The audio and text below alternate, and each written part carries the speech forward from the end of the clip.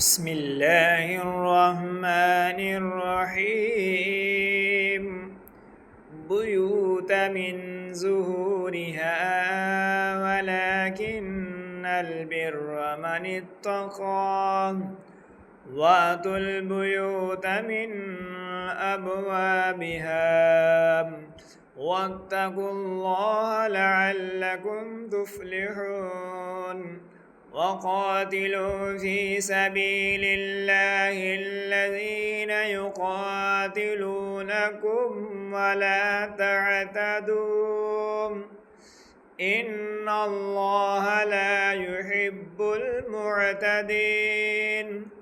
واقتلوهم حيث ثقفتموهم وأخرجوهم من حيث أخرجوكم والفتنة أشد من القتل ولا تقاتلوهم عند المسجد الحرام حتى يقاتلوكم فيه فإن قاتلوكم فاقتلوهم كذلك جزاء الكافرين فإن انتهوا فإن الله غفور رحيم وقاتلوهم حتى لا تكون فتنة ويكون الدين لله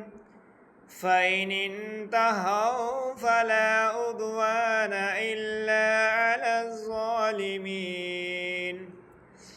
الشهر الحرام بالشهر الحرام والحرمات قصاص فمن اعتدى عليكم فاعتدوا عليه بمثل ما اعتدى عليكم واتقوا الله واعلموا أن الله مع المتقين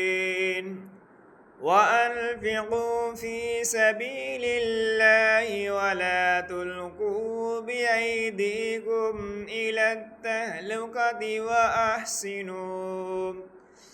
إن الله يحب المحسنين وأتموا الحج والعمرة لله فإن أحصرتم فما استيسر من الهدي ولا تحلقوا رؤوسكم حتى يبلغ الحدي محله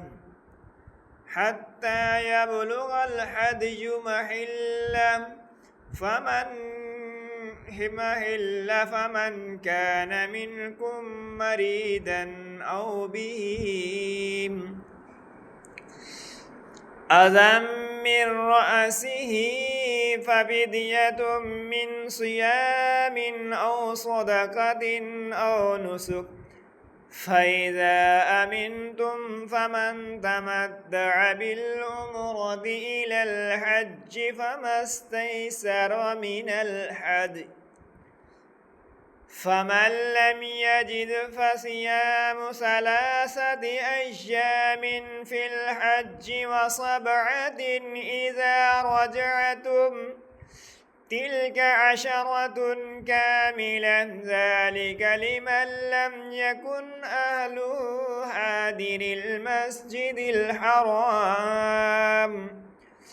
واتقوا الله واعلموا أن الله شديد العقاب